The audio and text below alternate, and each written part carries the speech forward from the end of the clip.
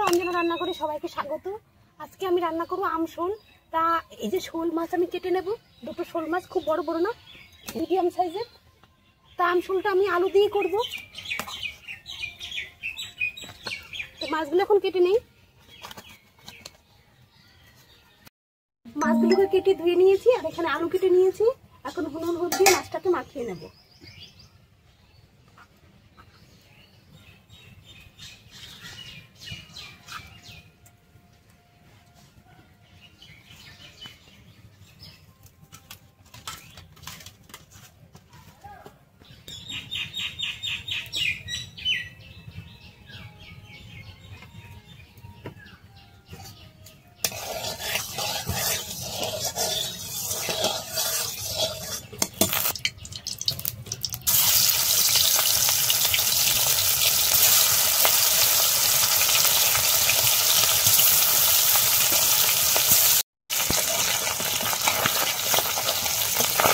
বৈশাখ মাসে আমাদের মধ্যে শোল মাছ আম দিয়ে খেতে হয়, আমশোল।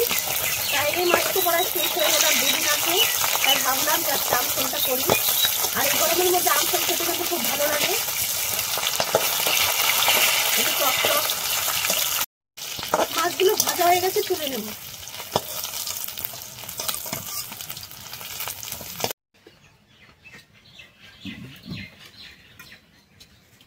আলুগুলোকে ভেজে নেব।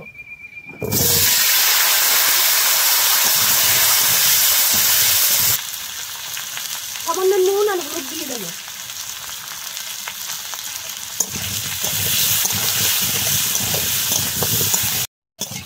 আলুগুলো ভাজা হয়ে গেছে, তুলে নেব।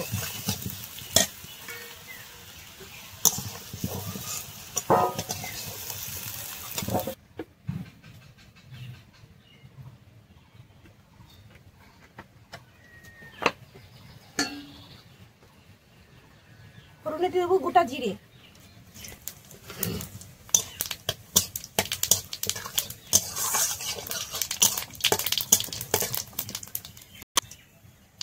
এখানে জিরে বাটা আর লঙ্কা বাটা আছে, দিয়ে দেবো।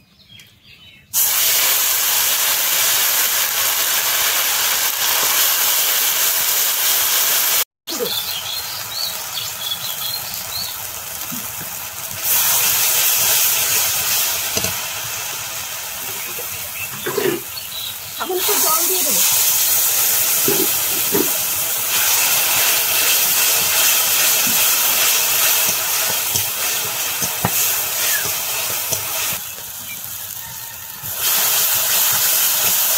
মশলাটা কষানো হয়ে গেছে, আলুগুলো দিয়ে দেবো।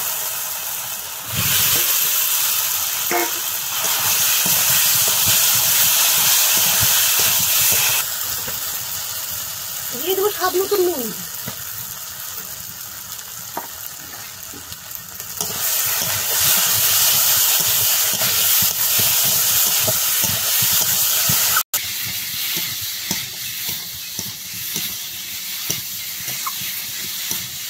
এখন জল দিয়ে দেবো।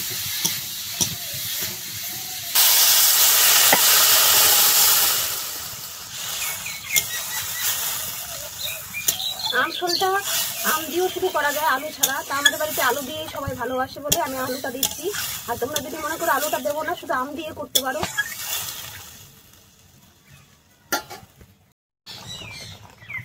আলু সেদ্ধ হয়ে গেছে, ঝোলটাও ফুটে গেছে।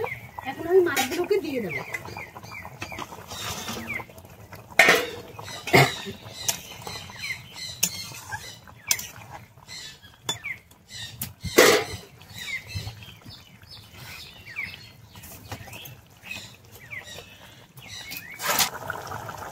কেটে রেখেছিলাম আম, এখন দিয়ে দেবো।